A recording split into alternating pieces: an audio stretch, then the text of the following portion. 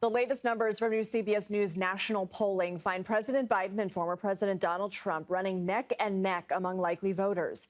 Taking a closer look at the numbers from 7 important battleground states, including Michigan, Pennsylvania, Arizona, the picture stays the same, with Biden and Trump virtually tied.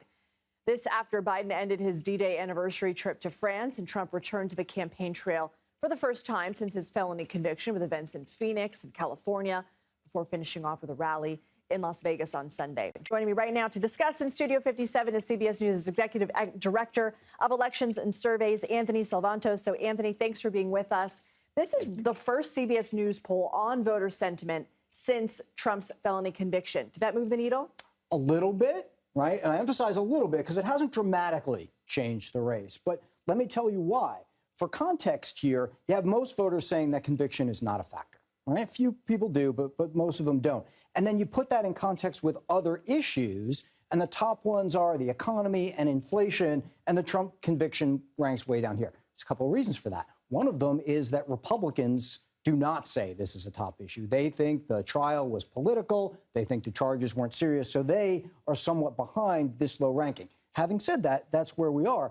But what we do see, and I'm going to scroll down here and find these turnout numbers because this is really important. What you've got is a little bit of the Democrats being activated, being motivated by trying to vote against Donald Trump as much as for Joe Biden. I'll show you that in a second. But take a look at this. In the battlegrounds, you now have Democrats saying they're just as likely to vote as Republicans are, and that wasn't always the case. So this is sort of motivated a little bit more from that Democratic base that Joe Biden had been having a relative amount of trouble with relative to the Republicans, Lindsay.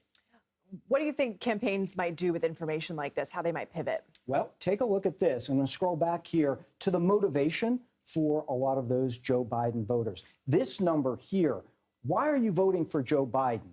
To oppose Donald Trump has gone from 47 now up to 54, wow. And a majority of his voters there. That's part of that activation that I talked about. And likability went down. And, well, you're right, because they like Biden. As the main factor. As the main factor, that's right. So, look, in many ways, the Biden campaign, in some ways, wants this to be about Donald Trump, right? So you've got them looking at whether or not people say that their choice between the two is about Donald Trump. And Joe Biden does very well among the voters who say that. However, by comparison, when this is a referendum in voters' minds about Joe Biden, he loses by almost 2-1.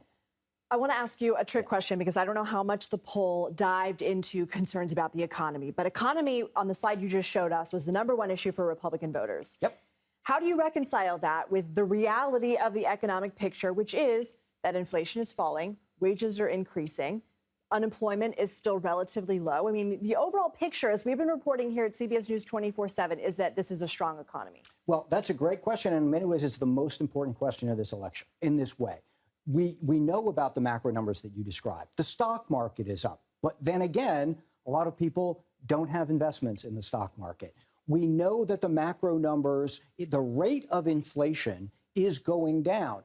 And yet, for many people, they report prices have not dramatically fallen. So it's a little bit like sort of asking people to do calculus on the fly, right? The rate's slowing, but they're still paying a lot of money for their goods and services. So in the polling, they keep telling us that those high prices are a factor, that those high prices are impacting their financial bottom line. And that's the lens through which they view the economy. That is so important. Thank you for breaking that down for all of us, Anthony Salvanto.